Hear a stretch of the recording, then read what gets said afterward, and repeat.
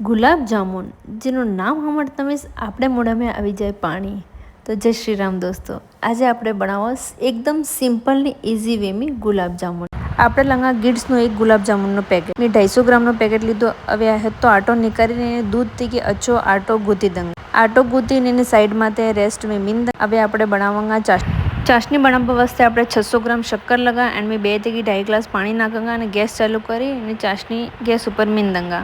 હવે એને કન્ટિન્યू હલાવાંगा जब तक આપણે શક્કર નહીં ગરી જાય. શક્કર ગરી જાય એની બાદ 2 થી 3 અચ્છા બોઇલ આવે એટલી દેર સુધી આપણે એને પકાવાંगा.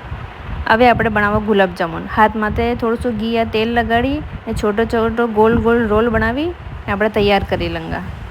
ગુલાબ જામુન બનાવते जाने एक ध्यान રાખવું કે ગુલાબ જામુન ફાટવો નહીં જોઈએ. જરા બી ક્રેક નહીં રહેવું જોઈએ. ક્રેક रहेगा तो ગુલાબ જામુન તરંગા એટલે ફાટી જાયગા.